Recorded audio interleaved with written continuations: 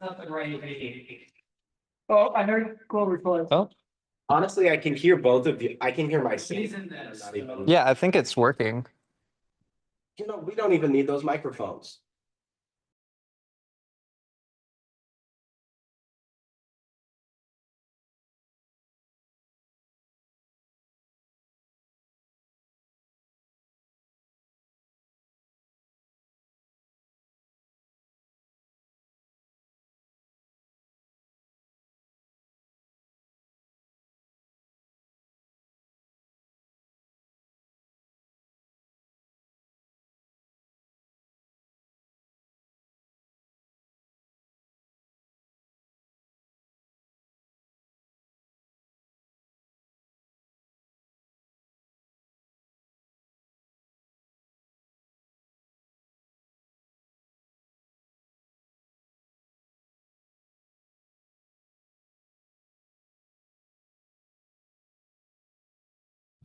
Hello, everybody. I joined the wrong Zoom, unfortunately, so that was why nobody was allowed to let you guys in. So I guess we're really live now. Very loud. Oh, there it is.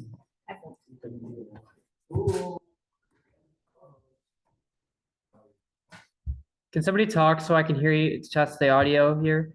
Blah, blah, blah. Day Clover. I'm sorry. Sounds like it's good. Repeat that, please. It sounds like it's good. Nia, I'll let you take over. I'll wait about 5 minutes, give more people time. Yeah.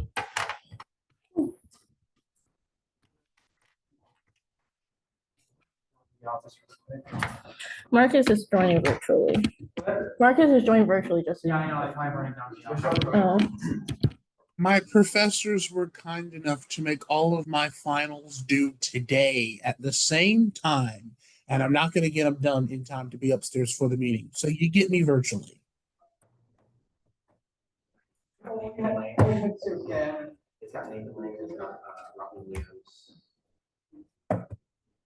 Oh, that's lovely. I'm sitting at the exact table alone today. How fun.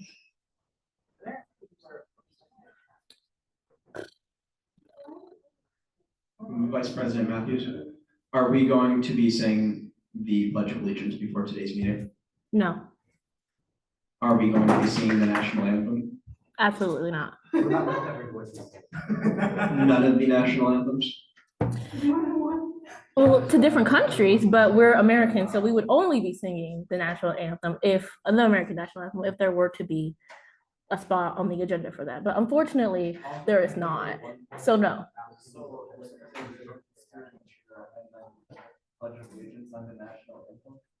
I mean, if Carolina would be the one you would talk to. Yes, I would like to amend the agenda. That is not the time for this.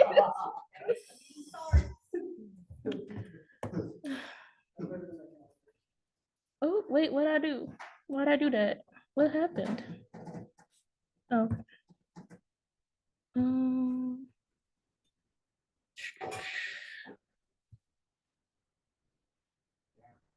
Dun, dun, dun, dun, dun, dun, dun.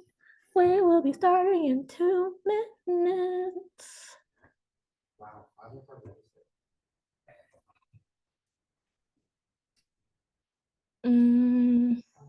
Fun fact, none of your dues here can be. Oh, never mind.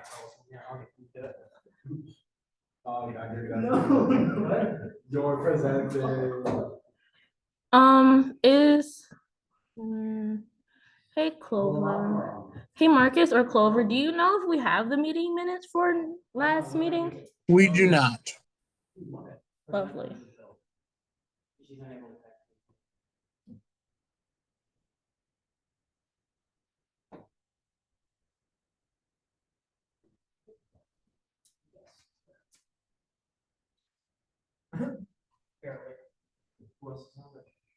Wait, no, there's 7 on the call. Never mind, we don't get one. 3, 4, 5, 6, 7.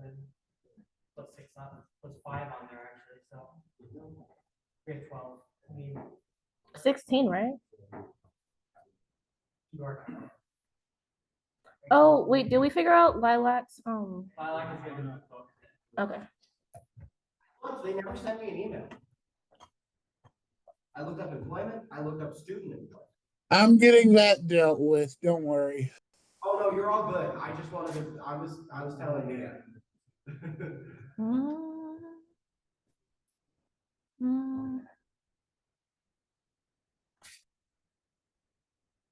We still need 3 people for quorum. Correct. All right, let's start making calls.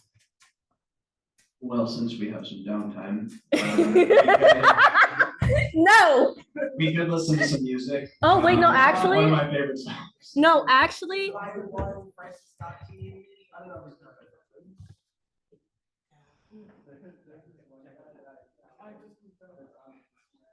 while we wait.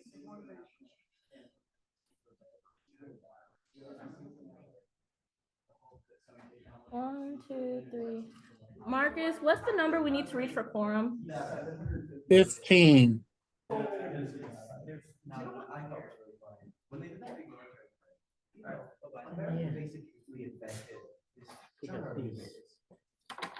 Thank you. You didn't start it yet, right? No. 1, I know, I 2, was 3, forgetting 4, 5, 6, 7, 8, 9, 10, 11, 12, 13. We need 2 more. To get a quorum? Yeah.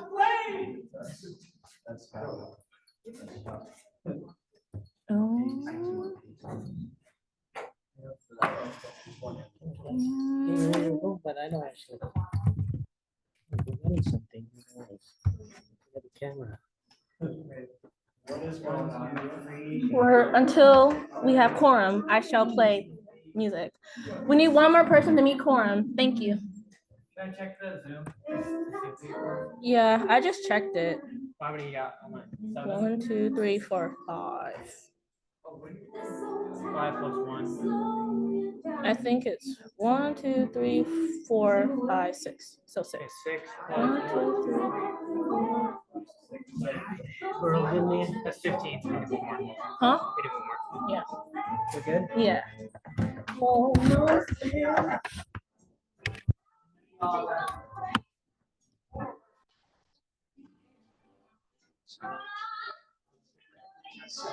You know who that is? That's Carolina.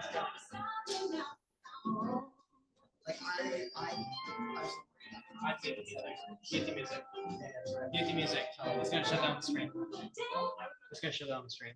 Yeah, that was like. That happened last time. It copyrighted our stream.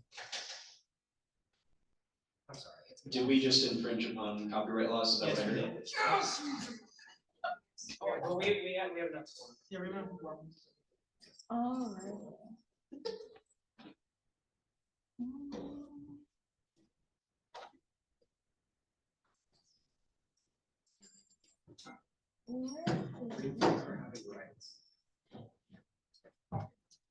Oh, hey, Benny, Friday night. Mhm. I don't think that means. You want to see the birth page at the Redford? We're trying to do neon. It's a day movie. Where are you going Friday night?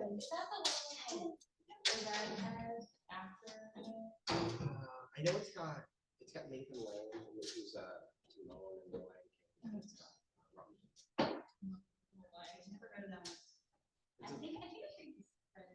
it's a different for if you want to go.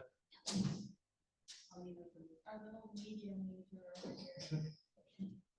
You know, the funny part, I was talking about this to some of my friends. I don't like particularly like movies as a social interaction. Yeah, what are you trying to do? But I love the red. I'm there for. What are you trying to do? I was just trying to make It's this a little. I have been too, and nobody's. Not a soul. Okay. That's how I feel. But no, like I'll tell people my work and they're like, whoa, you go to. I was just trying to make it a good song. Oh. No, yeah, it's like. Because every time I click it, it disappears. So I want to make it. It's actually in Detroit. Yeah. Yeah, it's in the old Redford neighborhood. Because it's south of Avon. And then they. Well, there's Redford, the township, and part of Redford, the township is annexed by the city. Well, yeah, it's weird. I like. Alright, you're good to start.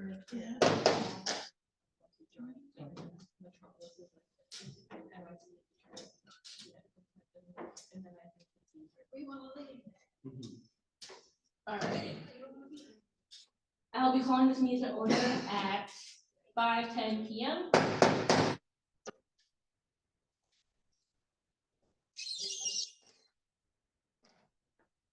Now we'll be going into our roll call. Ready? Speaker DeWar, Present voting. Majority Leader Bremer, Present.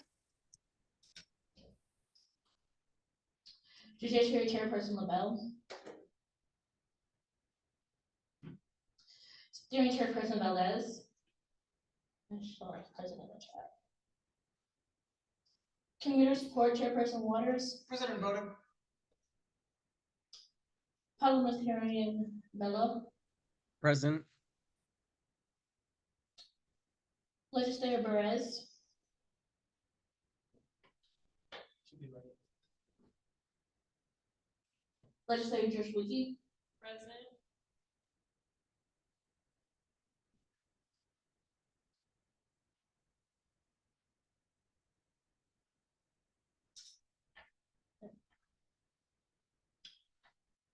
Legislator Fayette, Present and voting. Legislator Ibeza,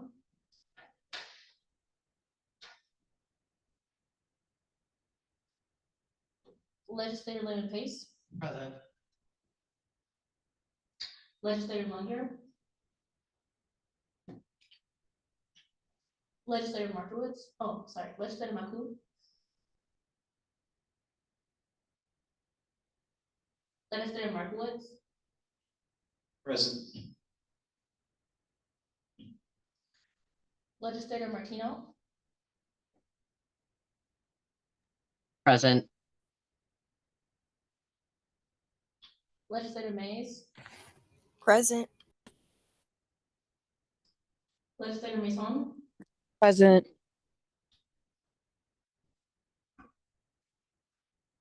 Legislator Nicole,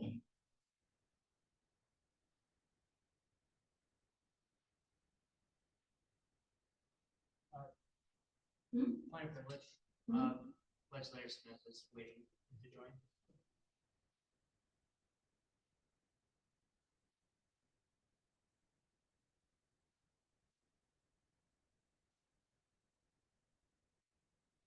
okay. Legislator Obra, Present. Legislator Prishandaro, He's Indian vote today. Legislator Rosario, Present. Legislator Serbu, Present.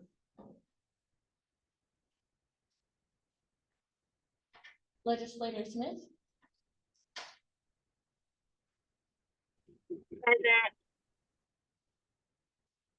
Legislator Snell,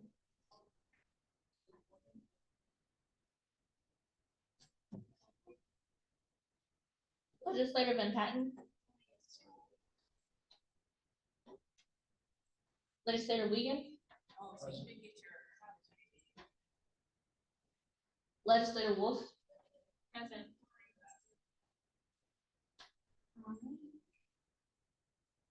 oh, we do have one. All right, on to the next part of the agenda, our land acknowledgement.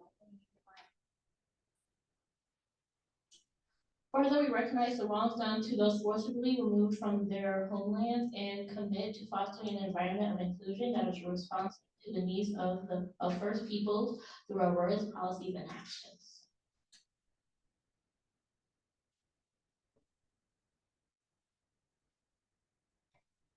All right, on to the approval of meeting minutes from the last GDM, which is June 11th, which have not been submitted. So we'll move on to the approval of the agenda. Are there any amendments to the agenda at this time? The chair recognizes Speaker DeWar. Motion to change the presenter of CB 6803 to Jack Waters. Is there a second? I second that. All right, all in favor? Aye. Yay.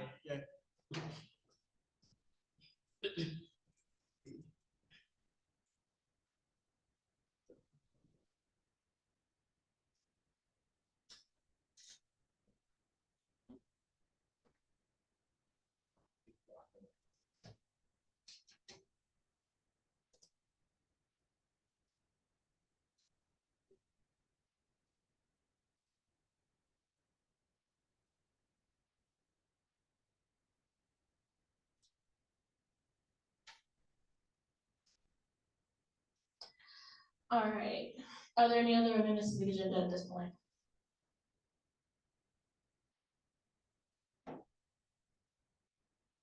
All right, hearing none, we'll go into a voice vote. All in favor of approving the agenda? Yay. Yay. All opposed? All right, the agenda has been approved. Going on to guest speakers, as there is none, we shall go on to announcements. As there is none, we'll go on to old business. So the first order of business is CB 6802, presented by Chairperson DeVore.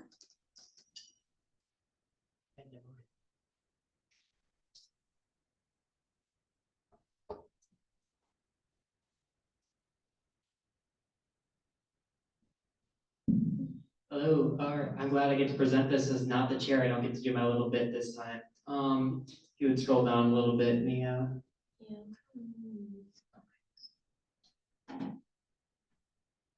All right. Once again, this bill just establishes creating guidelines for the steering committee, and let's go on a little bit. All it does is require the chair to submit guidelines for the duration of their tenure.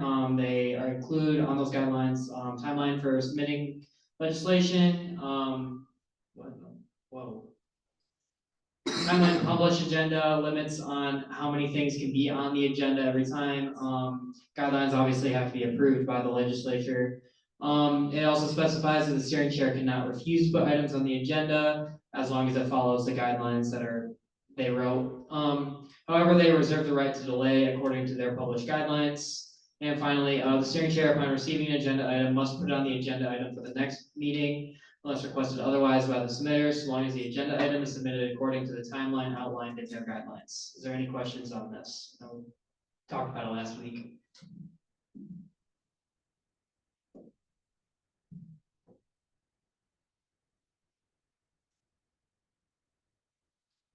All right, well, shall we go into a roll call voting?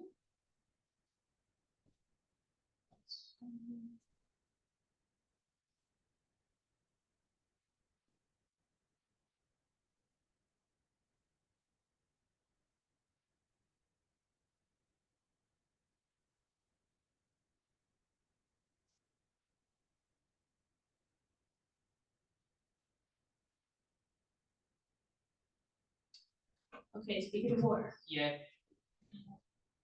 Community support chairperson Waters. Yay. Legislator Fayette. Yay. Majority Leader Brummer. Yay.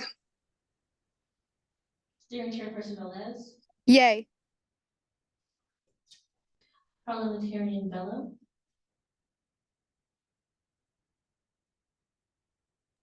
Sorry, yeah. Legislator Squeaky. Legislator Lemonface. Yay. Legislator Markowitz. Yay. Legislator Martino. Yay. Legislator Mays. Yay. Legislator Mason.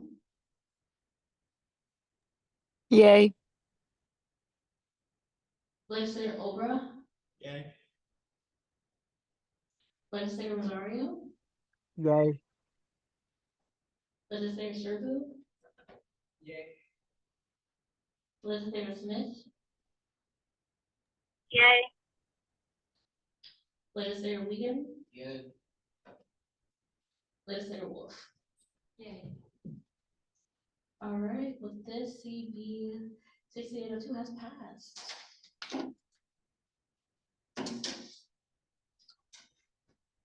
All right, on to the next agenda item, CB 6803, presented by Jennifer Flowers.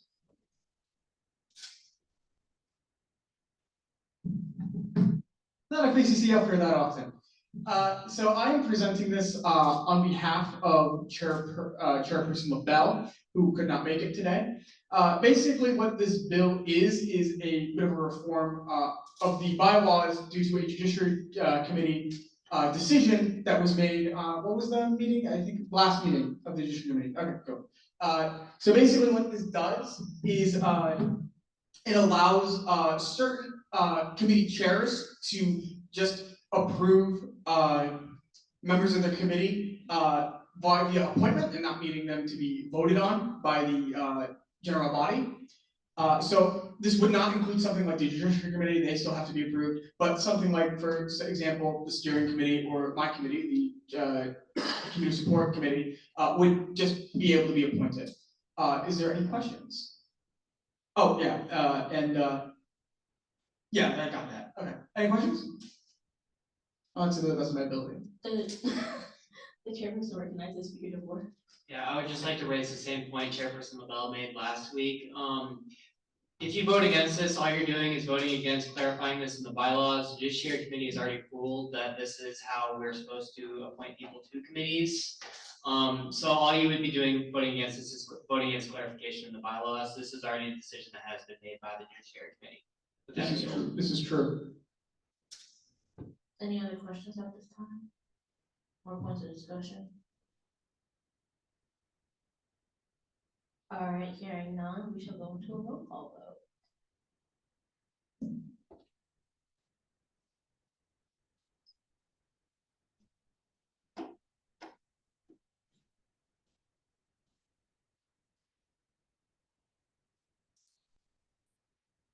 Speaker DeVore. Yay.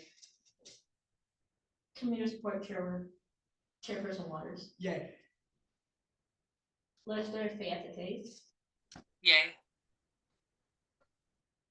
Majority Leader Bremer.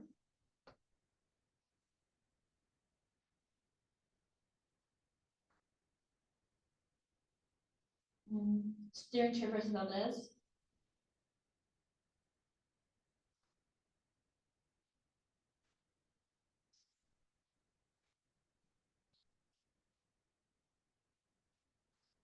Parliamentarian Bella. Yay.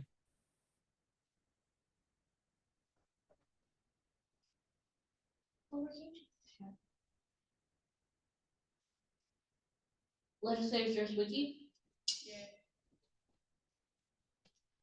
Legislator Lyndon Pace. Yay. Legislator Markowitz. Yay.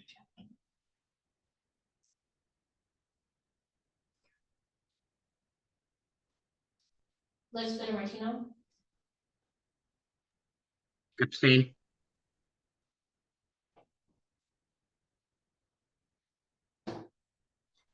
Legislator Mays. Yay. Legislator Mayton. Yay. Legislator Obra. Yay. Legislator Rosario.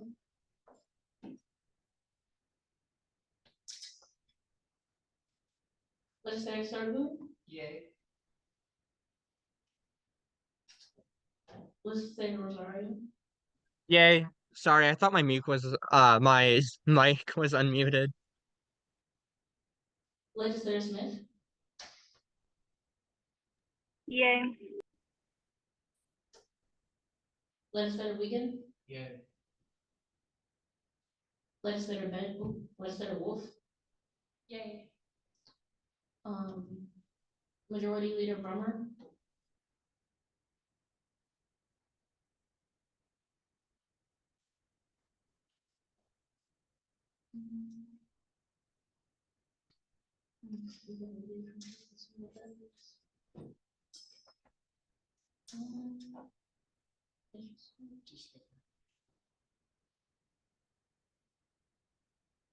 I see. All right, well, this has passed. Congratulations to CB. Oh, 68 of them.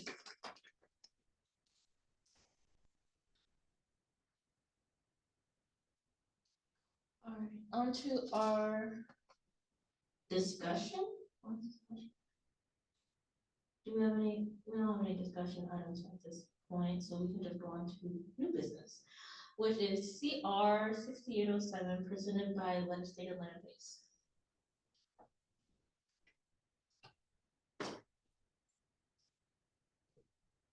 Sorry, my hand was caught on my back.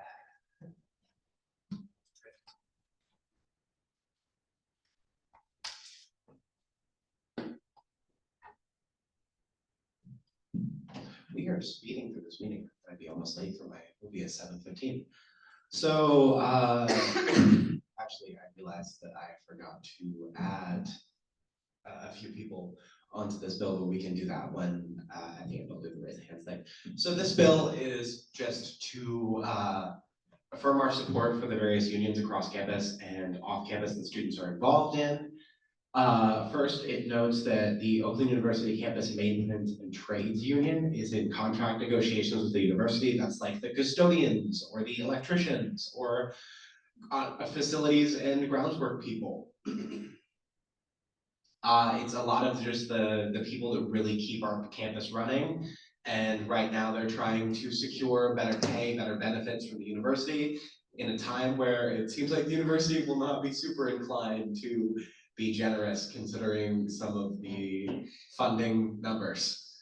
Also last year, the AAUP, or the American Association of University Professors, their Oakland University, their OU chapter, was in contract negotiations with the university. It looked like they were going to go on strike. They didn't. They reached an agreement. Just this month, the faculty and staff of OU William Beaumont Medical School, which is technically a different school, by the way, like their faculty were not included in our faculty union until a month ago when they voted to join. If you live in housing, it's two separate lists. Like they are a lot more detached than you would think at first glance. Throughout its history, OU Student Congress has stood with the labor unions of this campus and beyond, passing resolutions in support of various unions in the area that significantly impact OU students, such as the UAW, or the grad student union over at U of M when they were on strike. OUSC will stay the course of working alongside our unions and seeking their support and advice during these troubling times, affirming to work together to support mutually beneficial courses. Courses of action, that's my bad. I would look favorably upon amending that. The last line there, where it just ends in courses. Could we change that to say courses of action, please? Thank you.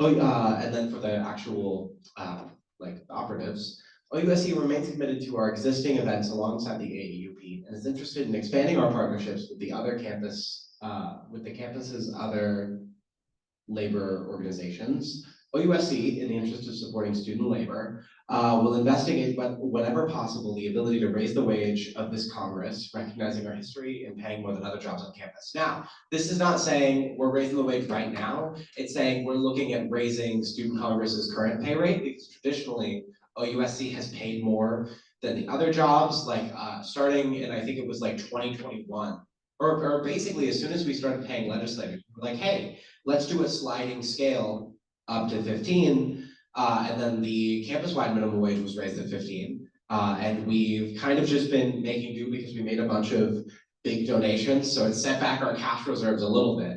But once those go up, it'd be nice to, you know, make Student Congress a little bit more of an attractive job than it already is, make you compensated for your time, because let's face it, a lot of the legislators who are really active are doing way more than 4 hours of work. And so you might as well at least get paid a little bit better for the few hours of your time that you're being paid for. And this is just saying that we'll try to do it when we can afford to. It's not imposing any hard limits. And then finally, OUSC will stand by our unions in these times, both on and off campus, and is committed to not knowingly crossing picket lines. The act of crossing a picket line is basically just, if a union is on strike going, hey, we deserve better pay or better benefits, crossing the picket line means that you're engaging in business or taking a service from the business that the unions are striking against. And this is just saying that we won't do that. Not that I think that would be super relevant, but like say one of our suppliers has union workers that are on strike, we won't buy from them. It's a good way to stand in solidarity. Yeah, any questions, any comments, any concerns, anybody want to be added? The chairperson recognizes Vice President Matthews. I have a question. Quick question. Sure. Is there a reason why these sentences all end with commas instead of periods? I messed it up. I would look favorably upon fixing that. Point of order, Vice President Matthews, you are not allowed to recognize yourself in a discussion. Oh. Noted. Is it periods for the last ones or is it semicolons? Or for the, I know one of them it's like ended in semicolons. Is the preempts or the operatives? I would look favorably upon a point of order. Which one? I can't remember which one you end in semicolons, the whereas or the like actual action items. Semicolons up into the last paragraph. For both sections? It says paragraph, paragraph, paragraph, and then period at the end. Okay, so both for all of the whereas paragraphs, it's semicolon, semicolon, and for all of the actual let it be resolved, it's semicolon. Let it be resolved to just periods. Okay, that's what I was asking. I couldn't remember which ones got the semicolon treatment. I figured it'd get fixed up in the meeting anyway. But thank you for fixing that.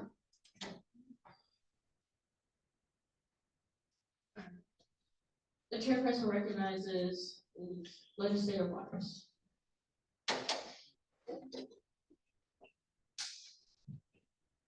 Thank you. I just wanted to say a few things. I am very much in support of this resolution and would like to be added as a supporter. And my reasoning for that is I'm personally a very big fan of labor unions. I really believe in the power of collective bargaining. And I feel that it's very important that we stand beside our labor unions in making sure they get a fair and good contract. With that, I yield and who's acting as a supporter. Thank you. This person recognizes Speaker DeWart. Vice President Matthews, scroll on to line 2 for me, please. What? Line 2, yeah.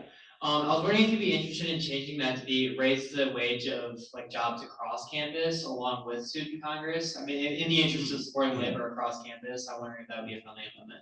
I would be amenable to that, but I did want to, I guess, the purpose for that was specifically to address Congress just because we have paid better than other on-campus jobs, and I think it would be nice to do that again. But I mean, of course, I'm not opposed to raising, I mean, with the inflation rates and everything, you know, I wouldn't be opposed to amending that. I guess I would maybe prefer it as like a subclause, perhaps. I can think of the wording and put it in there. The chairperson recognizes legislator Markowitz. Also just motion to probably add what you're already gonna add, so never mind. I was also looking at that line too. I honestly would be against adding anything related to OUSC, just because I don't want other people to be like, all right, bro, like you guys are just trying to give yourself a raise. And so I think just keeping it as continuing to advocate for higher wages on campus is good. Because I think realistically, like if we were to quote unquote like give ourselves a raise, it would make a lot more sense to like allocate more hours to work as opposed to raising our wages. Because then it's like, oh, okay, well, they're just working those hours and they can't clock it, as opposed to being like, no, our work is more important than SPD or whatever, and getting into those arguments. That's a good point. I like that. I like the, I failed to consider the whole like, oh, they'll just think that we're raising our pay for fun angle rather than let's lift, what is it, rising tide lifts all ships? Chairperson recognizes legislator Martino. Hi, so I very much feel like these should be 3 separate bills. One for raising our wages, one for supporting the union, and one for the picket line, because these are not all the same. Raising our wages or wages of students on campus is not the same as supporting the unions. And I feel like they should be separated so that we can make our opinions clear on each of them. Thank you. That would be I guess my rationale here was that all of them are in the interest of supporting labor, be it student or faculty union. And with the picket lines, that one's not crossing those is more of a direct action item of supporting the faculty members from my perspective. Also, point of information, this is a resolution, not a bill, so, yeah. The chairperson recognizes legislator. I think that. Wolf. Wolf. I agree, with Lance on the idea that perhaps, also adding something about, advocating for the expansion of hours available to students, could be good. I disagree, with legislator Martino, because I think that overall, this just like can concisely be, like explained as a bill that is in support of labor on and off campus. I think I had one other thing, but I think it may have escaped.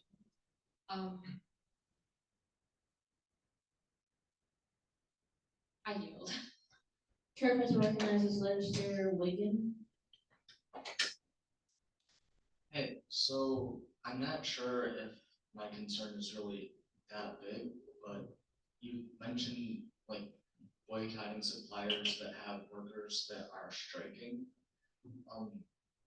I'm not sure, like, I think we can make it a policy, but I don't know if we can disclose it like that for antitrust laws, because if like other companies saw that and then were like, oh yeah, let's boycott them also, I don't know if it would be like a group boycott and then we could get in trouble with antitrust laws. So I don't know how serious that would be or if that's even a concern at all, but that's just random. I didn't mean to tap the microphone on you there, that was my bad. But no, I think that's a good point that you bring up, and it was one that I hadn't considered, and because I guess I had looked at it from the lens of like, I know of other businesses that are actually in the audit, to tie it back to the UAW strike. When they were on strike, a lot of other companies stopped getting manufactured parts from the companies where the workers were picketing, just as like a show of solidarity. Or I know like coffee shops that have lost deals until they, Great Lakes Coffee Roasters in Detroit, they were trying to form a union and the management didn't want to recognize it or hold an election at least. And so they lost a lot of their deals because they wouldn't even hold the election for it. And so I think there is like, and of course, student Congress, we're not like spending a ton of money. And I'm pretty sure, honestly, most of our suppliers aren't even union. This one's just more of like a, hey, just in case sort of deal. So I think that it's a good concern, but I guess, I don't think that it will be brought up against us as much just because I don't see it as something that will be enormous, if that makes sense. Chairperson recognizes Speaker DeWard. Yeah, so my only thing is, I don't know if we want to research that or not. If we are concerned it would be a big issue, if it would be a big enough issue that we would like table this to later in the meeting, just so we could have time to look it up, I guess. I mean, just so we could read it again in like 15 minutes, so you get a little bit of time to look it up. Although if it's not a main concern, then I'm not worried about it. I'm not super concerned about it, but if other people are, we could do, I guess, like just a quick show of hands, who maybe wants to go with Speaker DeWard's proposal of maybe putting it on pause, we do a little research. Just for later in the meeting. Just for later in the meeting. Is there a motion at this time? A motion to table, CR 8607. Is there a second? All right, all opposed? All in favor? Yeah. All right, by voice vote, this has been tabled. Although, as a point of order, Vice President Matthews, it was tabled just until later in the meeting, so it will be brought up later. We can take from the table. I love doing a take from the table motion. One of my favorites. All right, so the next item of the agenda is CR08 presented by legislator Leatherface. Right. Well, I think that's Professor Matthews. I've just made you a faculty member. Thank you. You're welcome. Am I able to make a comment on the last bill or not until it's brought up? Not to.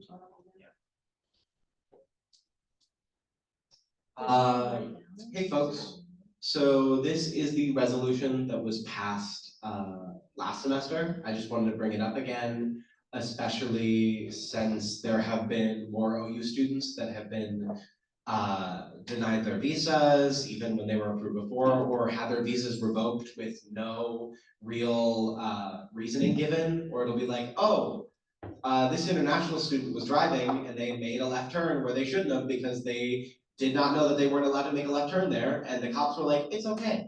You know now, that's all the ticket was for. And then it'll be brought up later, hey, you know that ticket that every officer told you was fine? It's not. Get out of the country. So OU is losing a lot of students to you know what, actually, to keep it PG, nonsense like that. Not only that, but there are high schoolers across the state who are just kind of being picked up and shipped out to nowhere. And the Supreme Court just ruled that the United States government is allowed to send detainees of ICE anywhere, not just their country of origin. So I think that it is all the more important to keep immigration and customs enforcement off of this campus. Because if you're even suspected of being an immigrant, or because the Supreme Court said they had to follow due process, but it seems like ICE doesn't care. They're dressing as plainclothes officers. They arrested the comptroller of the city of New York, Brad Lander, because he asked for a warrant. He asked for a warrant and a badge from plainclothes ICE officers, and they arrested him. High-ranking official in the city of New York can't even ask for a warrant from a group of people that is constitutionally required to show a warrant when asked. So perhaps these are not the people that we want on OU's campus. And obviously we can't stop them from coming onto OU's campus, but we can keep OUPD from willingly cooperating with them. We can also keep other groups on campus from willingly cooperating with them, because as it stands, if they're not showing you a badge when asked, and they're just wearing random things, and they're abducting people, what's the difference between them and a human trafficker? Almost nothing. Oakland University is a place of learning, and students deserve to feel safe. I have a friend who works in a high school in Southwest Detroit, Mexican town.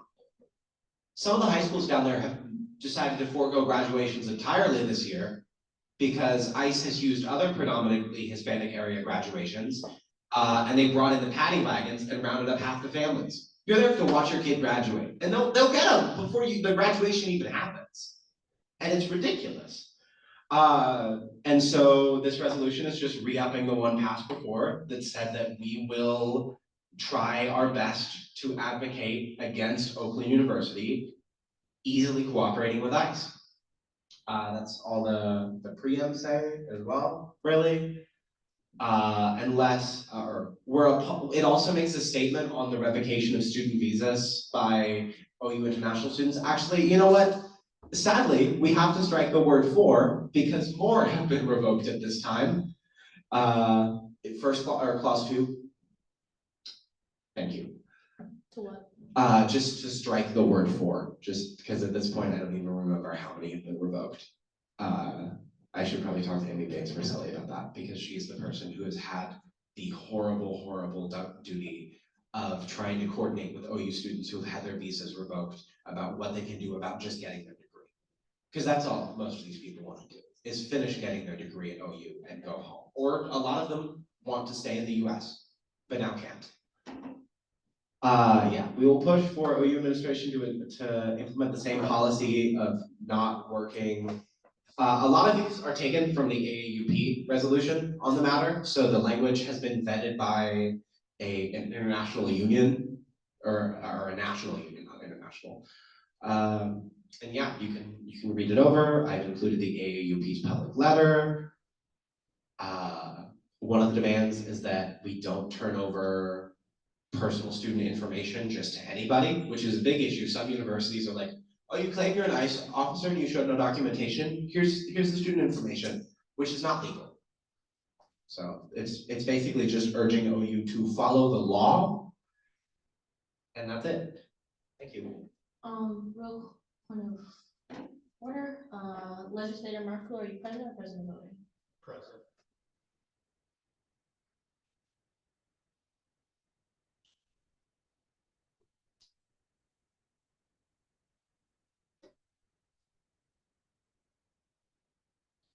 All right, I'm gonna go, chairperson recognizes legislator Martino.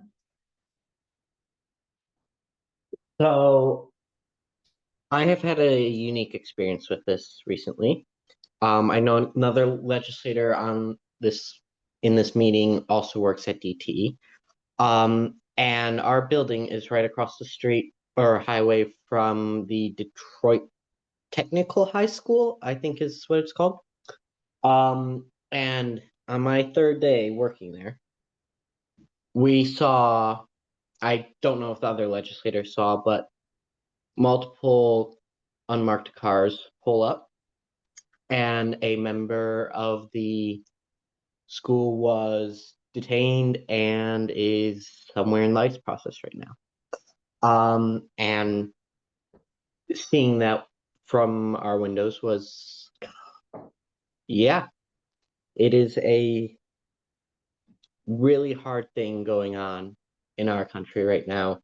And as OUSC, we need to push the university to protect the students of our campus. For that reason, I will be voting yes again. Thank you. Chairperson recognizes legislator Wolf. For the sake of clarity, would it be possible in line two, we are appalled by the I'm sorry, I'm bad with that word. Revocation, okay, there. Revocation of student visas by OU international students, it should be because the international students, quite frankly, are not revoking their own visas. Yeah. I think that was a mistake from when I was copying the text over.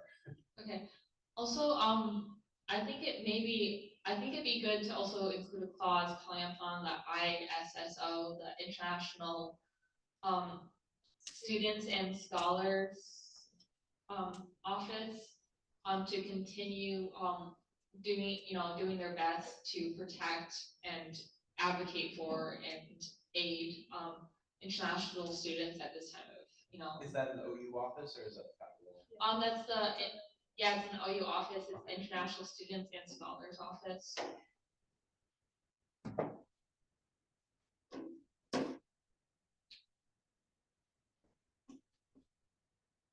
I would look in favor of adding that. I'm typing it up right now. Okay. Though I think also maybe doing like an encouragement to the provost office as well, because I know they're working really closely to try and deal with this situation.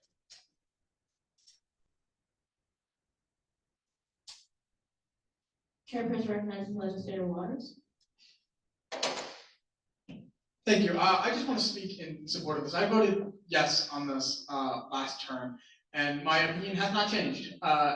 The fact that something that specifically gets me about this and was mentioned by legislator Lyndon Pace is the fact that these are plainclothes officers without a badge going onto places and just taking people. In my opinion, this is no different than human trafficking. And I have heard of stories of people pretending to be ICE, doing the exact same thing and sending people God knows where. And I feel that it's very concerning that this is happening. And once again, my opinion has not changed. And I will be voting yay on this, and I encourage all of you to do the same. With that, I yield. I've gotten scam calls in a similar nature where they're open and they'll be like, this is Immigration and Customs Enforcement. And then I, with my incredibly white voice, go, yes, what's wrong? And then they immediately hang up, which I think is very telling and very disgusting. Chairperson recognizes legislator Wiegand. Hello, I know that my opinion on this might be a little more controversial and that I understand not everyone agrees with me. And just speaking up. Oh, sorry. Just like a little warning before I start talking, because I don't want everyone like a little trigger warning, because I know that it's going to be controversial. And not that any of your concerns are invalid, because I completely totally understand like where you guys are coming from.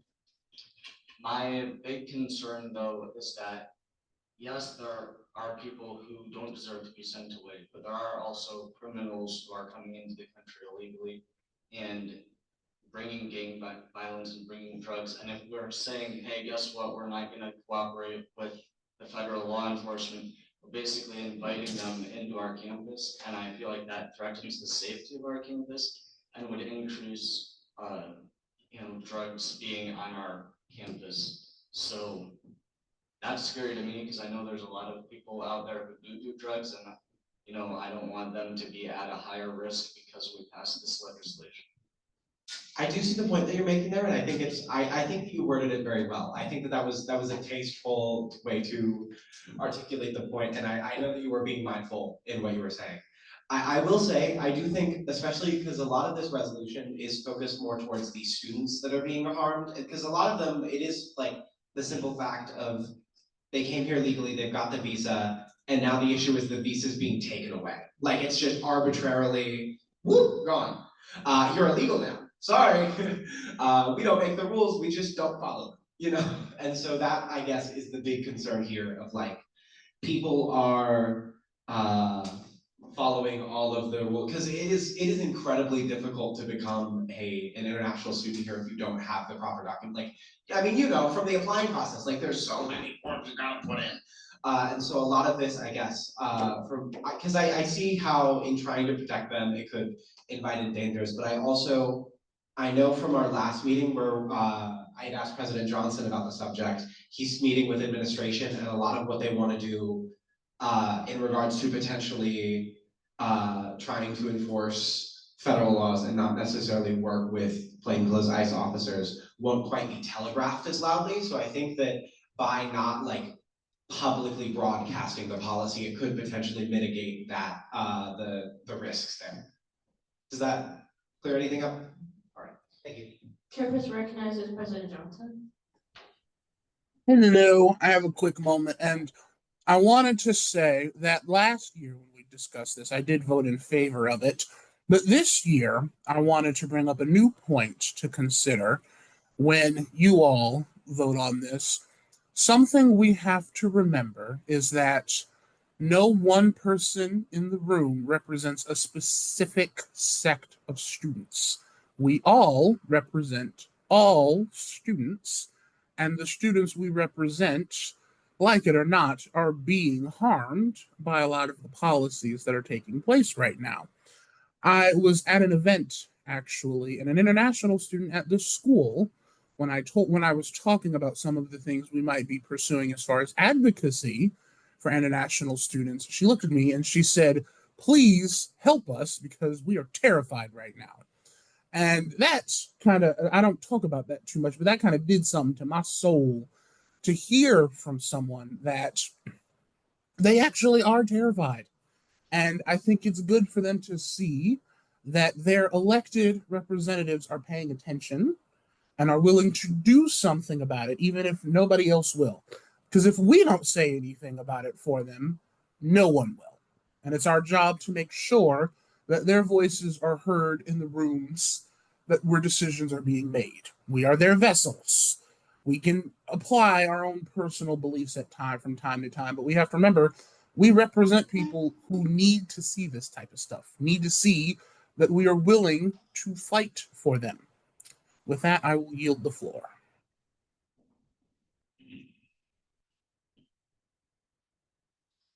Chairperson recognizes Legislator Wolf. Not that I disagree with Legislator Langman Case's response to your question, Legislator Wiegand. I think more succinctly and more relevantly, we're not calling upon any office of the university or any individuals on the university to sort of circumvent the law or to disobey lawful orders. I think quite frankly, like a really good analogy is like, let's say a police officer shows up to your apartment building and tells your landlord, "Can you let us into Matthew's apartment?" Okay. The lawful, a very lawful response would be like the landlord, "But can I see a warrant before I let you into my tenant's apartment?"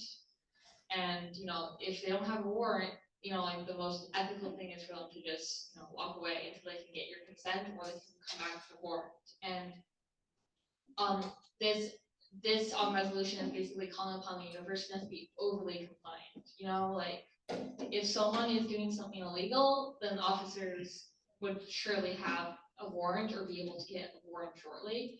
And I think we're just trying to call upon the university to not be scared to stand on people's, like Bill of Rights of like unlawful searches or seizures, unlawful imprisonment and all that jazz. And I think I definitely I'm so glad you brought up that concern, because I think that is something that we need to make very clear with bills like this, that I think that, it's really important to keep in mind that we're not trying to get anyone to break the law or disobey law enforcement. We're really just trying to get the law enforcement to obey people's rights.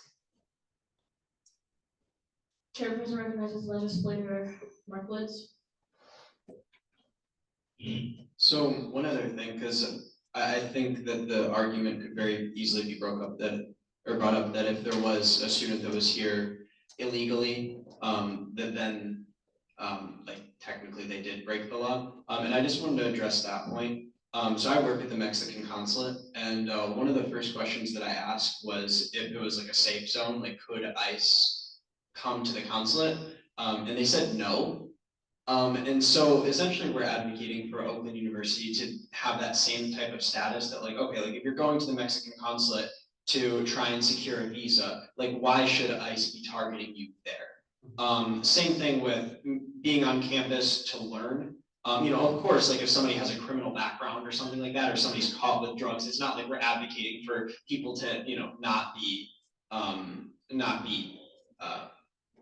in trouble for their crimes. But I think that's just the main thing, is just making it a safe spot so that when people are on campus, they can just focus on learning instead of focusing on their visa status. Chairperson recognizes Speaker DeWard. I would also like we're good? All right. I'd also like to raise the point that if you're an international student on our campus, it's very difficult to be an illegal immigrant and be a student on a college campus. You're already going to a college campus and paying ridiculously high fees, especially if you are an international student. And you have to go through a long process of them reviewing documents and everything just so you can even be here. So odds are these are people just being targeted by us for no reason. But I won't want to rehash everything said in this conversation, but I will emphasize my support for this resolution. It was a very hard process getting it up last time, and I'm very glad that it's up here today. And I think it continues the long history of good trouble raised by Student Congress, and I would like to see more done in the future relating to issues like this. Without a yield. Are there any other discussions or questions at this time? I guess all I want to say is that I think it was a really productive discussion on it today, and I think there were some good anecdotes shared. I think there was some good talk. Thank you. All right. Hearing none. Oh, we have a parliamentary balance.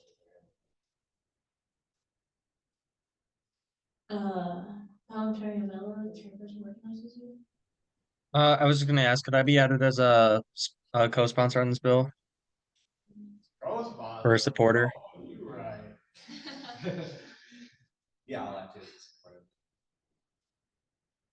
it.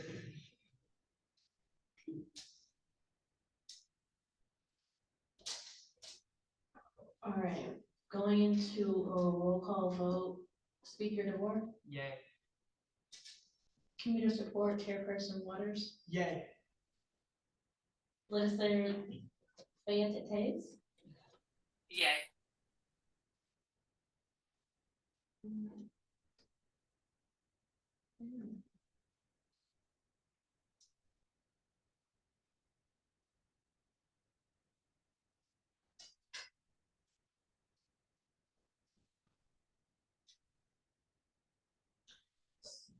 Steering Chairperson Valdez.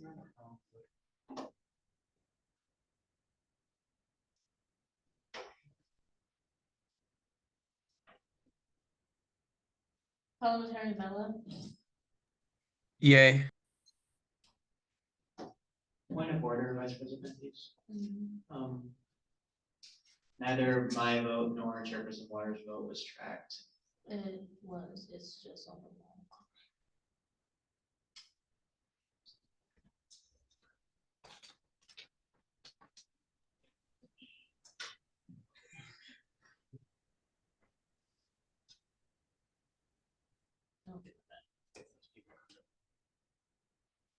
Legislators Wiki. She will be back. Legislator Linda Pace. Yay. Actually includes. Legislator Michael. Yay.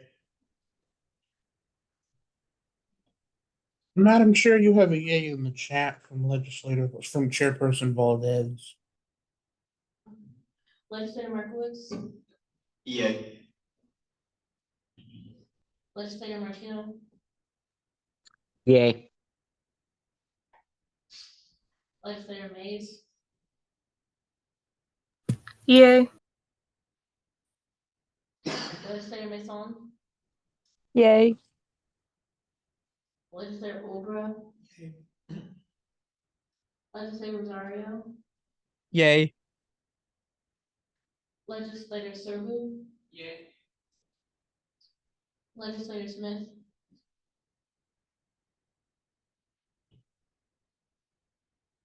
Legislator Wiegand. Abstain. Legislator Wolf. Yay.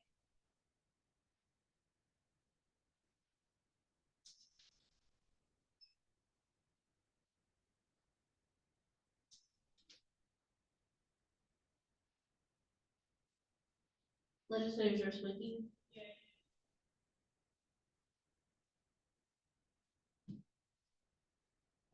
All right, and with that, the resolution has passed.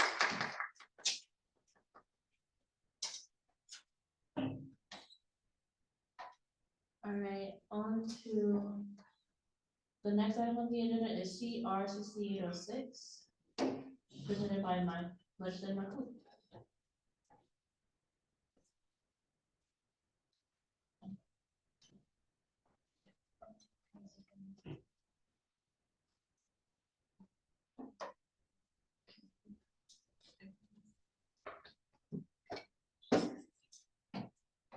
Okay, so this is, do I have to get closer? Can you hear me? I might have turned it off. Slide a little. Is this better? Yep. There we go. Okay, so this is a resolution regarding scholarships. I worked with legislator Markowitz and legislator Brummer on this. Basically, I can just summarize this, right? I don't have to read the entire thing. Whatever floats your boat. In the whereas section, I basically talk about how first year merit scholarships are typically only able to be put toward students' first 4 years or 4 semesters. It's essential for students who need assistance to graduate. About 60% of OU students who began their freshman year in 2018 graduated in 4 years. That means that about 40% of students who began in 2018 still needed scholarship money after those 4 years since they were still in school. Students take longer to complete their degrees for various reasons. You might want to add complete a dual major or add a minor or whatever the case may be. And finally, merit scholarships are crucial to helping students afford their degrees and are based on their performance in high school. Many OU students outperform their high school grade points, which thus results in a lower scholarship than their academic achievements merit. So I guess rephrased, as we all probably know, the merit scholarships that we get starting our first year in college are based on our SAT scores and our GPA. I think that we should allow Oakland to reevaluate first year scholarships to increase them. if they exceed their initial expectations. I will read this part word for word. Oakland University Student Congress declares its support for the creation of an institutional scholarship fund to support students nearing the end of their academic track. Remove institutional. Ideally, this proposed fund would be financed by a broad donor base and would be available to students from any discipline, department, or school. So that basically means that students would still have the opportunity to receive scholarship money after their first 8 semesters. As I said, about 40% of students don't graduate within 4 years, so those 40% of students could benefit from this.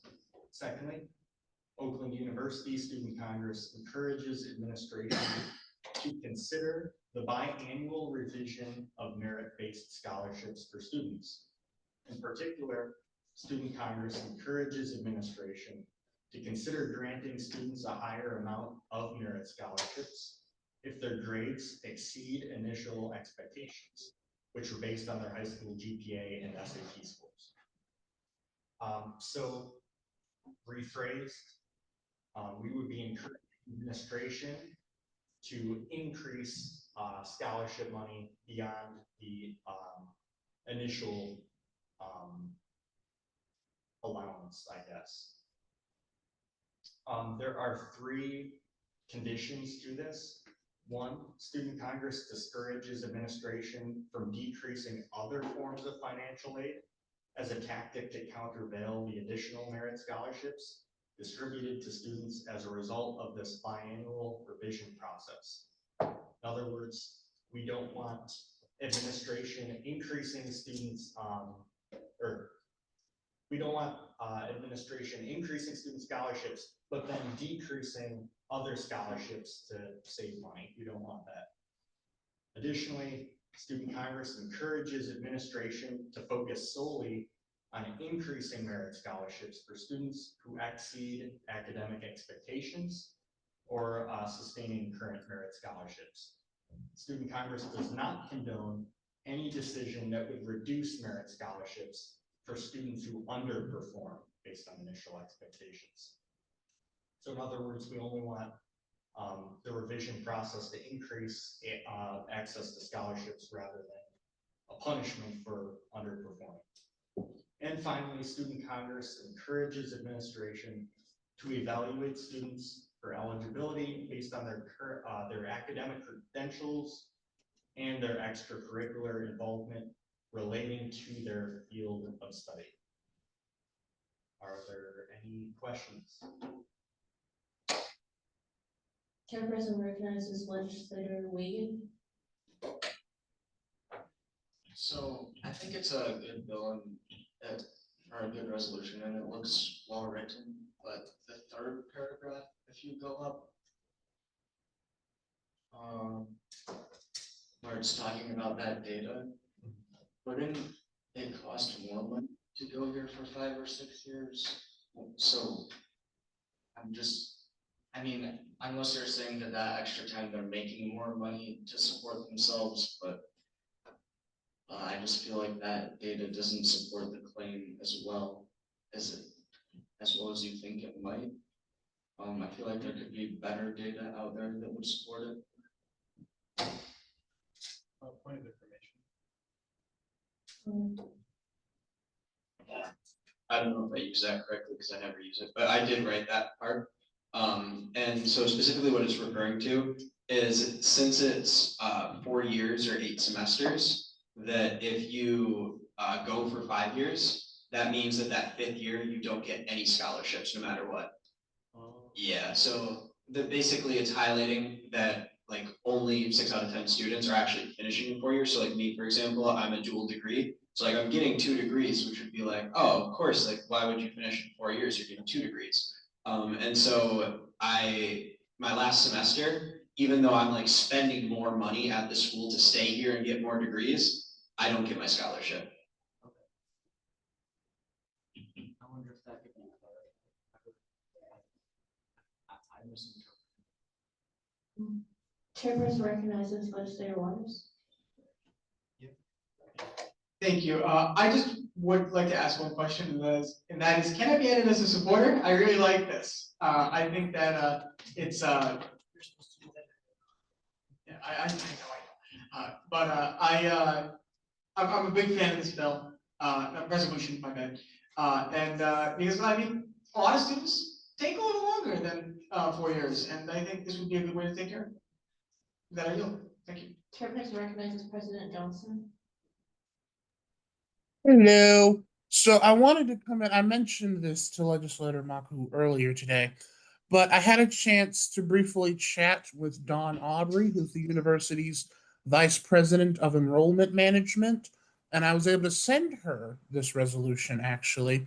And I wanted to give you all a gist of what she told me, which is, so for context, automatic merit scholarships are funded through the institutional budget and are carefully modeled each year by our university financial aid and scholarship committee to align with overall planning. So if you want more money to go toward that, we basically have to hike tuition again. However, endowed and departmental scholarship like CAS's Focus on the Finish Line and the Golden Grizzlies Graduate Completion Awards are donor funded and can help students, close those financial gaps. So she is willing to partner with us and set up a conversation with financial aid, undergraduate admissions, and university advancement, who handles fundraising for those scholarships, to explore ways that they can expand donor supported scholarships. I mentioned this not to poo-poo on the resolution, because I like the resolution, just to let you know that this is there is already a next step available to us to pursue this. With that, I will yield the floor. With that being said, I actually removed all the references to this being ideally an institutionally funded addition to scholarships. And I explicitly say that I would prefer this to be financed by a broad donor base. So that means tuition would not have to be hiked. Chairperson recognizes legislator Lennon Pace. Thank you. I think I found the end. Wasn't it? You know what? Actually, it did work really well when I just did this earlier. Can everybody hear me? I said, you know what? What if I just move? What if I simply move? It's basic. No, you can't. That's illegal. Well, also, you know what? I project enough that I can hear my voice. Point of order. There we go. I almost think that because I know President Johnson, that had been brought up at different times when we were like, when this bill was like in its infancy and kicked around, they were like, oh, will it be really expensive if we have to raise tuition? I almost feel like there's maybe a value in keeping some of those clauses about getting institutional funding, even if it's not feasible right now. But like just to sort of start putting a wedge in the door for later, like down the road, when maybe we get a makeup of the House Higher Ed Committee that doesn't want to cut our university budget in half. And when OU starts getting funded like a real university, keeping that sort of like, oh, well, Student Congress has been really pushing for this for a while, maybe we should consider it. So I think that there's maybe like a value in keeping a couple of those provisions in there, even if they're not as feasible right now, just to let it be known that Student Congress has wanted this since 2025, that they wanted more institutional support for 5-year scholarships. Because if OU wants to paint itself as a destination for the non-traditional student, then we should have non-traditional methods of helping out students. I mean, that was a big point that was brought up at one of the Senate meetings, was a bunch of our students are taking 5-6 years to get through degrees. We have a lot of returning students. We have a big percent of students who are part-time and taking longer. And so I think there is a value in keeping a couple of those clauses in there, just because of OU's commitment to non-traditional students. Chairperson recognizes legislator Murphy. I'd have to talk that over with the co-sponsors, because I'd be interested to hear their input before I change anything. Gotcha. Chairperson recognizes legislator Markowitz. So I will add some context too, for everybody. So I started writing this resolution probably like 8 months ago. And I had it written and I was gonna present it. And then I met with Nicole, who's the director of financial aid. And one of the things that we talked about is she said that they get a set amount of money that they're able to work with, and that's it. Like there's no more that they have. And so my argument to that was maybe there's nothing that you can do, but obviously budgeting is a thing. And within the university, there could be things that they could just prioritize more than scholarships. And so like obviously there's tons of pools of money throughout the university. And so my argument was that maybe we should be prioritizing scholarships more than we are. And I think that that still stands. Obviously, if we're able to find donors that are willing to support this stuff, that's phenomenal. But at the end of the day, if we're not, or if it, it's just on a year-to-year basis, like we need some sort of stability there.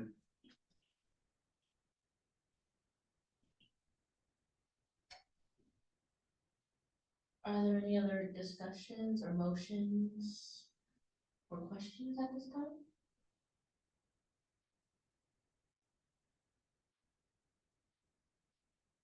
All right, hearing none, we are going to roll call vote.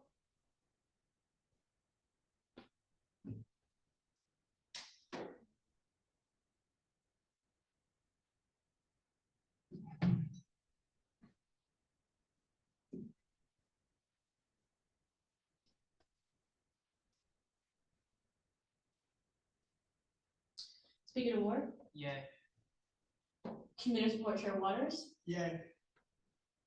Legislator Fayette Tay, Yay.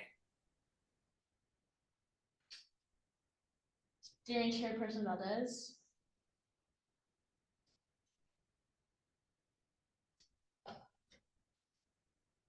Parliamentarian Bella, Yay. Legislator Jurist-Wicki. Yay. Legislator Lena Pace, Yay.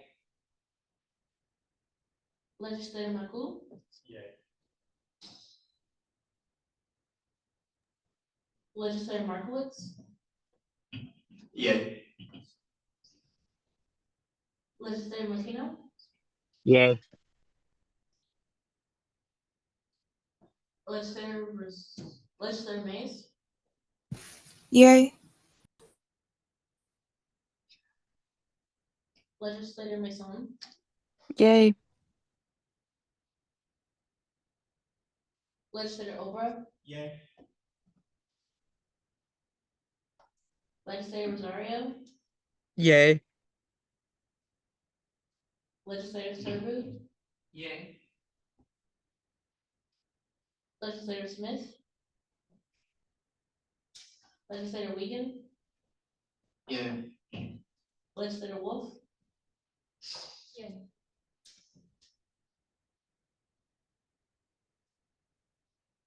We got a yay in the chat.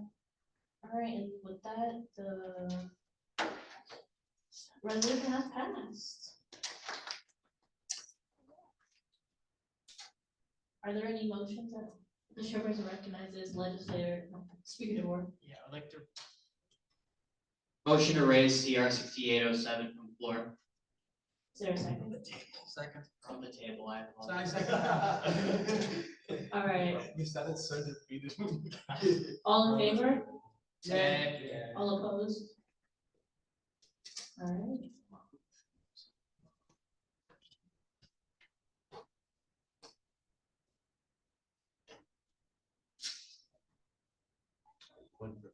Point of privilege. Just means leaving. I was like, ooh, point of privilege, what's that mean? As if I haven't done. For 8 years. Scary to say that out loud. So Speaker DeVore did some looking. I did a little looking. It looks like vowing not to cross the picket won't run afoul of antitrust laws, so we should be good to go on that front. If there's any other questions or comments or concerns, as a reminder, this measure is just reaffirming our support for labor unions on and off campus, and also saying it'd be nice to eventually raise the campus wage again. 15 is all right, but if you look outside, most jobs are hiring for more than that, so I know it won't happen anytime soon, but it'd be cool to, lay the groundwork, start it out. Yeah, any new questions, any new comments? Anyone want to be added as a supporter? I guess we're gonna play that game. I can pull out my phone to try and do some of the typing. Let me get it pulled up. I do Ethan Vela. All right. I opened up the wrong resolution.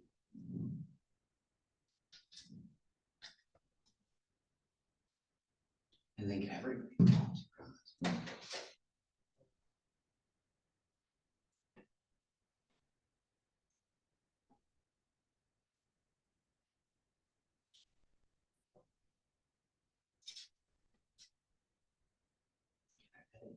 This is my home.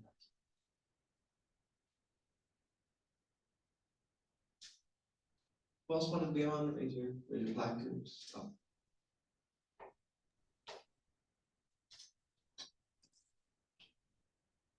I know a couple other people who would express interest personally.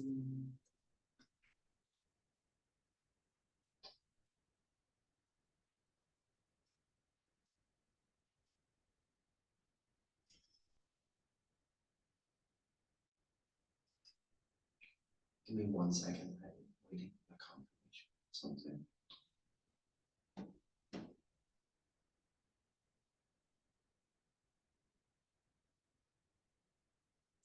Of course, nothing wants to love right now. You know what? We can just enjoy the moment.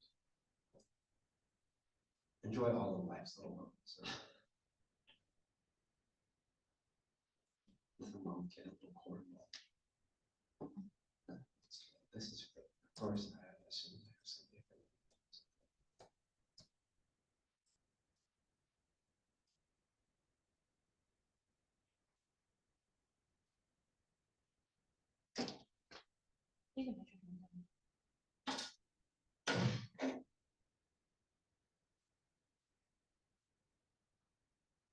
Are there any other discussions? Questions? Motions? At this point?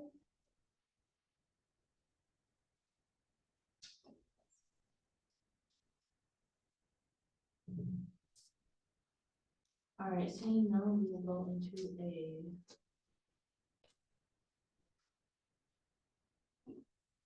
roll call vote. Speaker DeVore, Yay. Chairperson Waters, Yay. Legislator Fayette.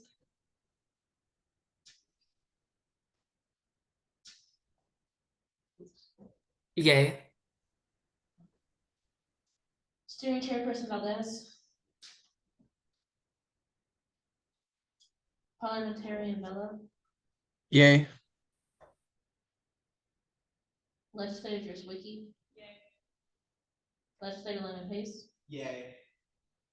Legislator Mark Koo, Yay. Legislator Markowitz, Yay. Legislator Martino,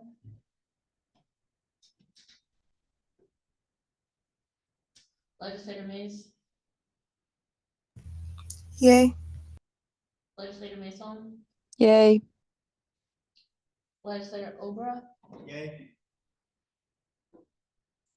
Legislator Rosario, Yay. Legislator Serbu, Yay.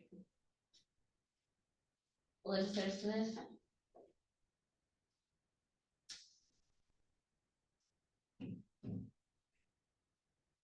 Legislator Wiggin, Yay.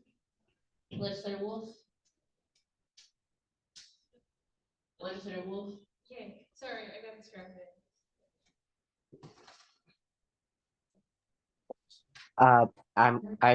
I'm sorry, I missed my call out. Should I be added as a yes? Martino. Yeah. All right, with that, the vote has passed.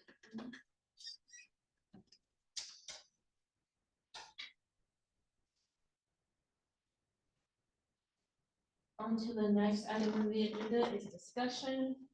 As we have nothing to discuss at the moment, on to legislative updates presented by Speaker DeWart. I'm gonna use the mic in front of me because I don't feel like walking in front of the room right now. All right, so a lot of the stuff I'm gonna give updates on is stuff I talked about or other people talked about during the legislature meeting, was it last week, 2 weeks ago? Last week. So just a couple updates on some of the stuff there. I'm currently working on drafting up the legislation for General Assembly with President Johnson, just so we can get that, in actual, like, paper form, so we can get the legislation down for that. As soon as we get that done, I want to workshop that with you all. The current date I have for that is July 30th, because we accidentally got a room that day. So that day I'm using it as a task force for General Assembly workshopping. So if you are interested, be down there. I think Blake Huron room at 5. Alongside with that, I did talk about that we were gonna do a little advocacy event against the higher education funding bill. That is now going to be on July 16th.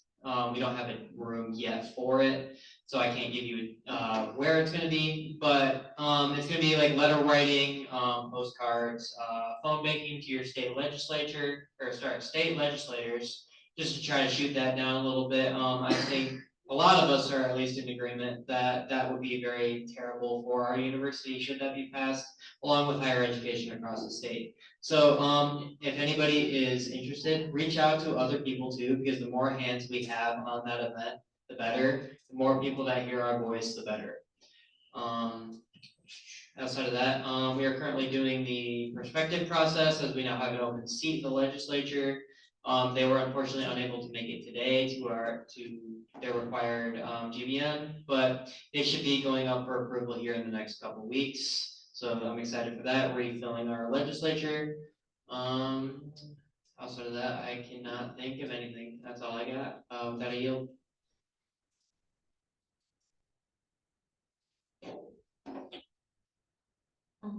Updates related to legislative leadership. Chairperson Waters. Thank you. I just had a few quick things. First off, the community support committee had its first meeting. It went pretty well, in my opinion. I'm very happy with it. Also, I am working on a bill that relates to the community support committee, which I need to talk to a few more people about that. Hopefully, that'll be up soon. With that, I yield.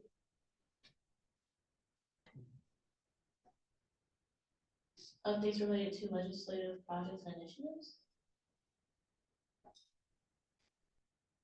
Questions related to legislative reports. You said legislative updates. Yes. The chairperson recommends legislative updates. No, I'm so sorry. Margaret's. So a couple quick updates on what I've been working on. I've been hard at work at the RoundNet Spike Ball tournament. And so that's going to be during Welcome Week. I mentioned it a few weeks ago.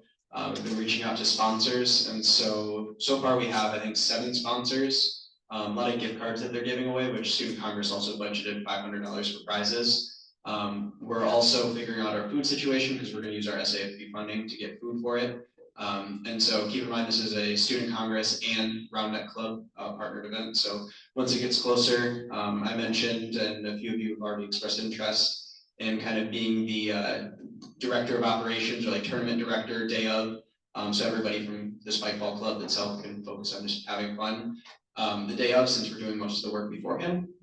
And then additionally, the Maximizing College event is something that I've organized the last couple of years. Essentially, the goal of it is to help students maximize their college experience by making use of all the resources that are available on campus that maybe they don't know about or they're not taking advantage of because they don't realize how much it helps them. And so it's going to be different this year. We are looking to partner with the Student Success Celebration, which is it's like Wilson Hall, I think, and North Foundation. Like a lot of different departments in there are teaming up for this event. And so I've been talking with Yvonne, who is the one that's organizing it, on how we can collab, because I think it just makes way more sense that if students see a student success celebration and maximizing college, just kind of sounds like the same thing. And so part of our budget would be going towards supporting them, which we approved some money for maximizing college anyways. But if either of those things are things you're interested in, please Slack me or text me or email me or pester me or call me or just contact me, please. I'm desperate. I don't believe that's in the bylaws. Thank you, I yield. Again, any questions related to legislative reports? Do we have any liaison reports? Okay, moving on to executive reports. President Johnson. I'm sorry, what liaison? Good. There we go. Hello, everyone. I'll keep my report quick. So, Vice President Matthews and I had a chance to meet with Vice President McIntosh earlier today. We were discussing with him some updates about the menstrual product initiative and what institutionalizing that could look like. He let me know that the biggest hurdle that he's got in front of him is that the information I've been recently able to give to him, finally, was information he needed months ago because they're presenting their budget to the Board of Trustees on Friday. So he's going to take the information I gave him, talk it over with VP Mackey, and see if they can work it in there somehow. And if not, we'll come up with a backup strategy to see how we can get some institutional support for that program. I did talk with Chris Reed about the vending machine because I'd like to get that online as soon as possible. He said that the one in the downstairs area, there's something wrong with it. I don't quite remember all the details as to what he said was wrong with it, but he said he has another one that he's going to try to see if he can get working for us. And he's actually wanting to put it upstairs near those huddle rooms, those glass study rooms that people can use. He wants to put it up there. This is my way of saying I did not ask him to put it there. This was just the idea that he proposed to me. So I'm letting you all know of that much. Let's see, what else did we discuss? I did get a chance, interestingly enough, to meet with some folks from Greek Life this morning. It was a fine, quick conversation. Typically in September, they are all going to get together and send us a liaison, so we will see how that goes. And as of now, I'm getting started with the planning for Eats and Beats. So if you'd like to be involved in that, let me know. By the way, as previously promised, I am opening the marketing committee over the summer. I will oversee it until we hire a marketing director. So should you find yourself interested in handling Student Congress's social media, let me know and we can get you hooked up with that.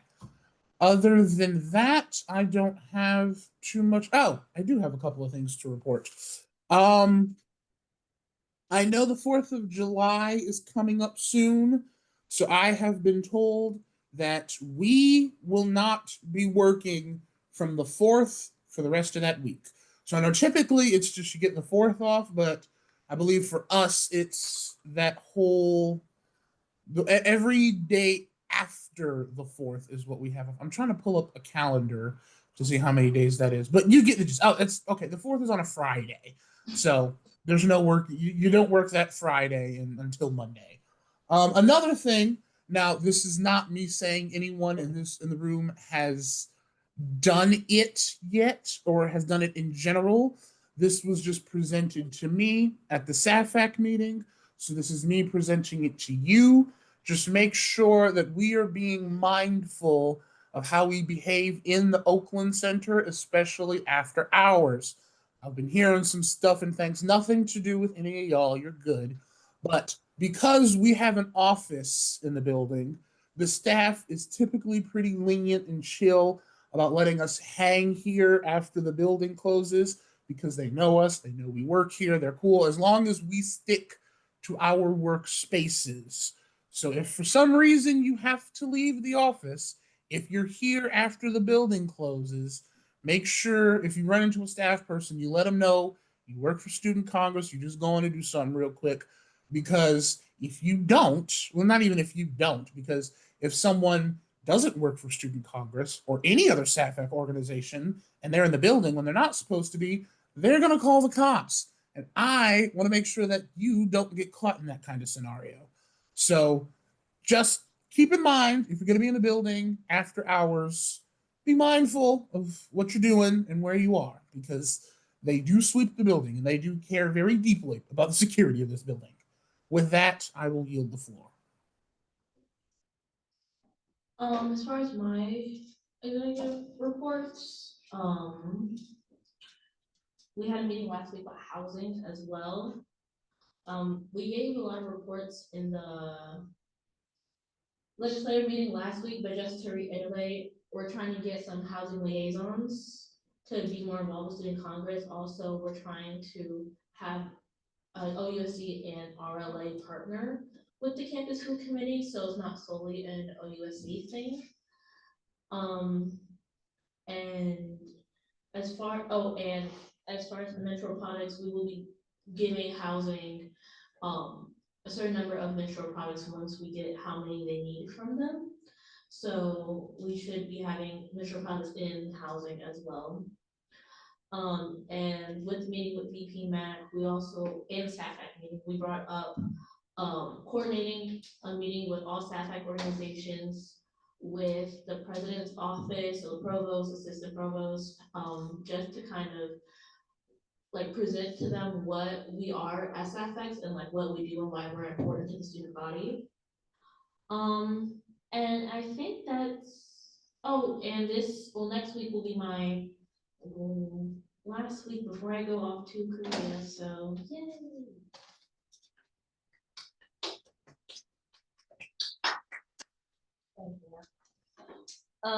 Any updates related to executive projects and initiatives, seeing that we don't have it board? Questions related to executive reports? Chairperson recognizes legislator Markowitz. I actually did have a liaison report, but I forgot.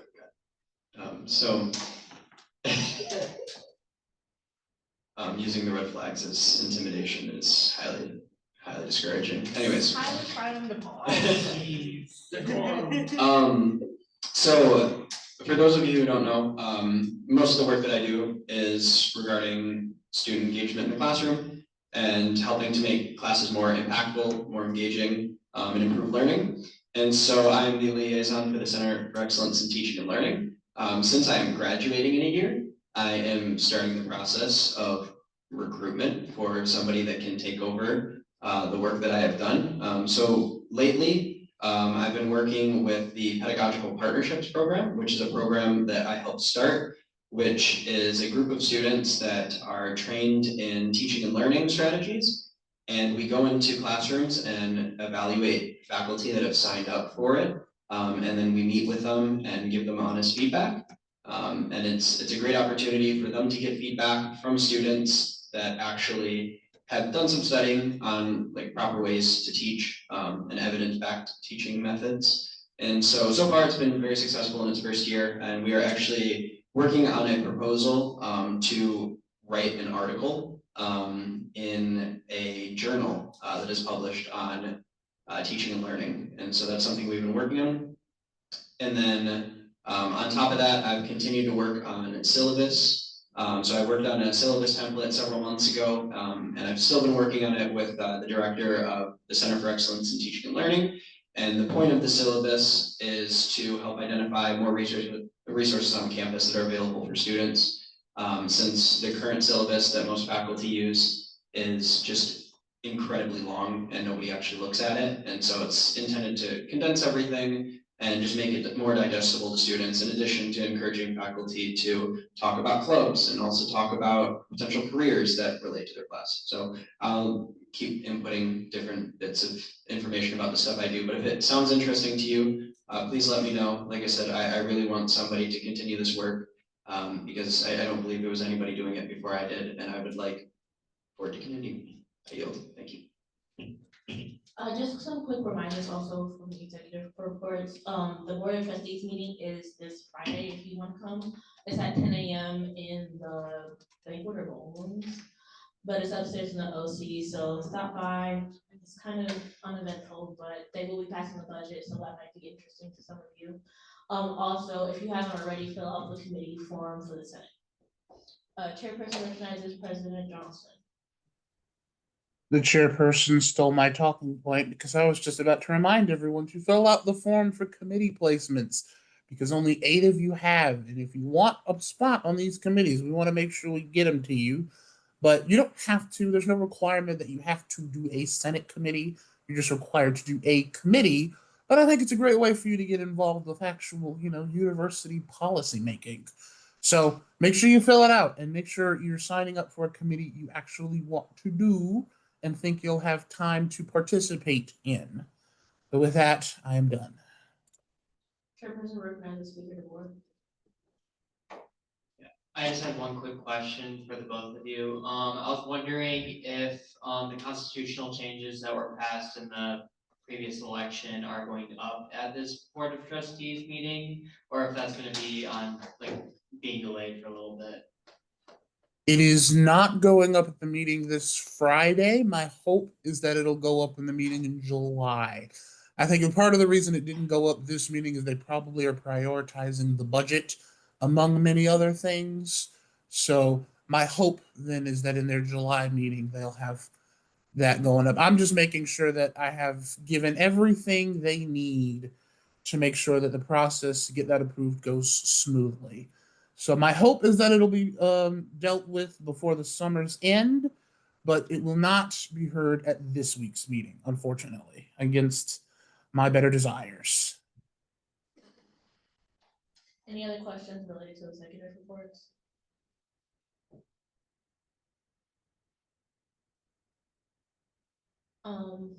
Any reports for our OUC advisor Miller?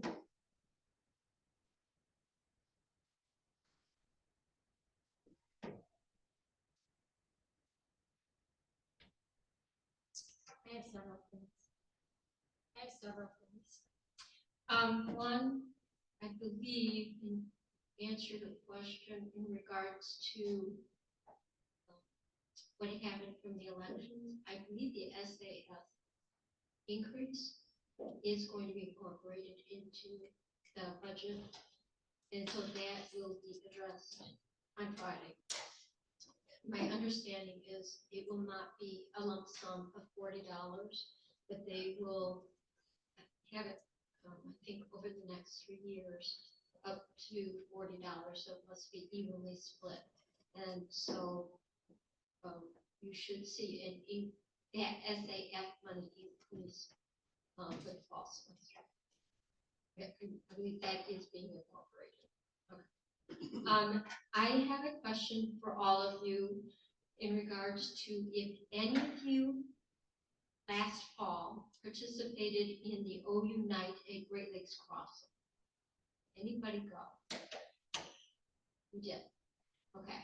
The reason why I'm asking is they would like to host a focus group with students who did attend and students who did not attend.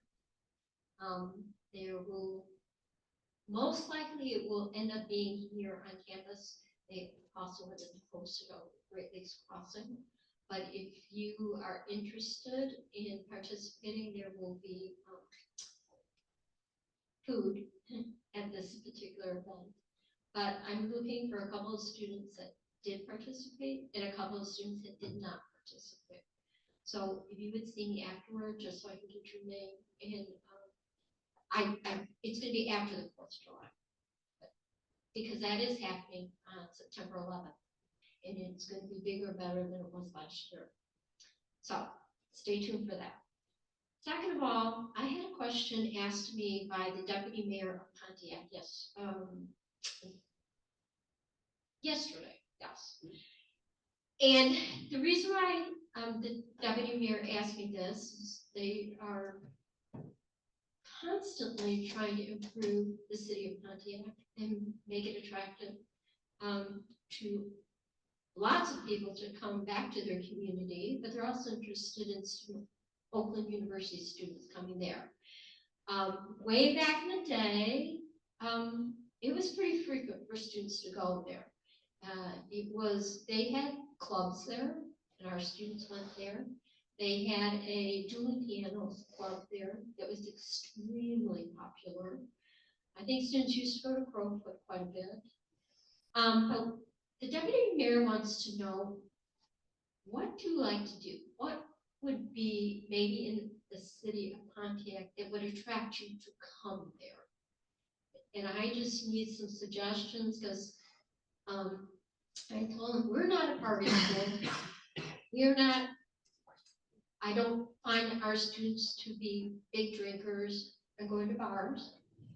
But if you could tell me, as representatives of the student body, very diverse here in terms of who you are and what you represent, what would attract you to come down to the city of Pontiac? Or what would attract you to get out of your rooms, out of residence halls, or in addition to coming to the Oakland Center, what do you like to do? That's what he would like to know, and I would like to relay to him some ideas that he may incorporate into the planning and the vision of Pontiac.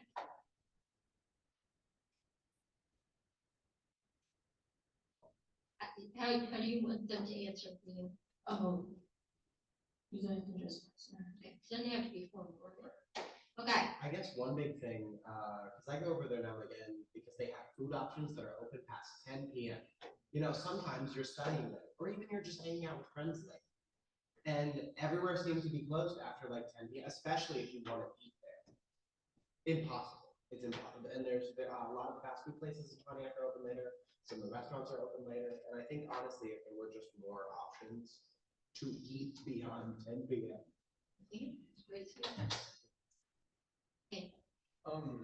I think in addition to like what would draw us there, I think it's also important to talk about like what would maybe deter us from going in the first place. And so like me personally, like I drive through Pontiac every day when I come to school, but I've never like just walked around Pontiac by choice. And I think most of it is just because like it has a reputation of not being as safe as other places. And so I think in order to draw students there, they have to build a reputation of being safe and kind of incorporate that into their marketing. I would also like to add, I think something that I know that a lot of people like about the OC is that they have the Grisden. So it's a PC cafe, and I think that would be something that would be cool to see in Pontiac as well. What would it be? A Gris? So the Grisden downstairs. Oh, okay.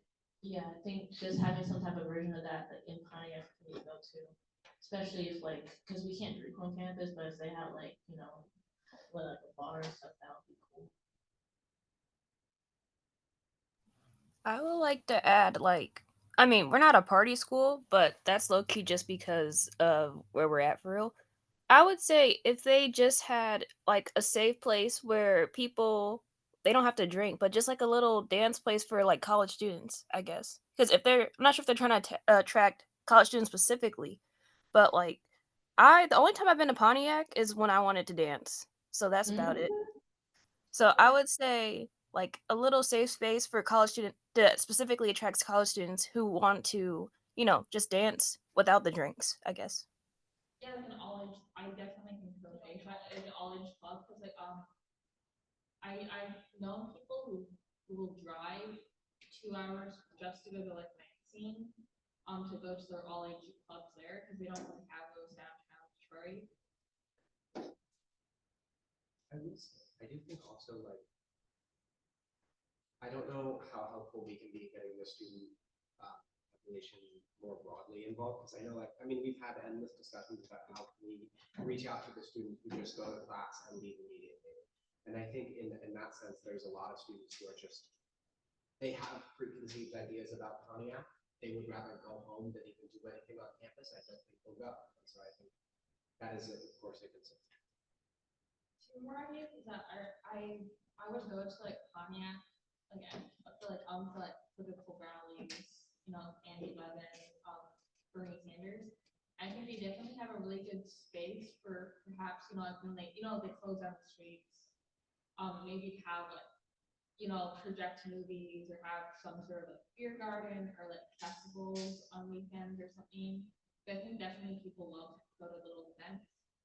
Also, this isn't like coming from me, but I've spoken to like other like students, like Kajabi students that live on campus. If they want to get like their hair done or something, and they want to get that done on campus, they feel comfortable, they have to drive to like Dearborn to go to a salon at like an all women's only private area. Because like in the area, you're pretty much out in the open without a salon, and they don't want to do that. It's like comfortable for them. So perhaps maybe like a Kajabi friendly salon or something. I would also say that as someone who doesn't live in Pontiac, I don't even know what's in Pontiac. So just their marketing in general, because yeah, there's the preconceived notion of like whether it's safe or not, but I mean, I've been to the north side of Flint, so I'm not that scared. I would just say I don't even know what's there, so. Another idea, I love going to a farmer's market, like local, like I think that would be great. That's it. I think the biggest thing they should focus on if they really want to bring a community around Pontiac is business incentives, like bringing back companies into the city and incentives for builders to build better homes. They're big buildings so that, there's just a nicer community around it. And then that would also increase tax revenue, which would drive up public amenities and just help fix the whole situation. Because right now it's kind of just like, you'll drive through, but you'll never stop it. Jumping off of that, this might be crazy, but maybe they could somehow give businesses incentives in Pontiac to do internships, like maybe get like a property tax credit, like if you like have like a certain number of OU interns slots or something. We love internships. We really do.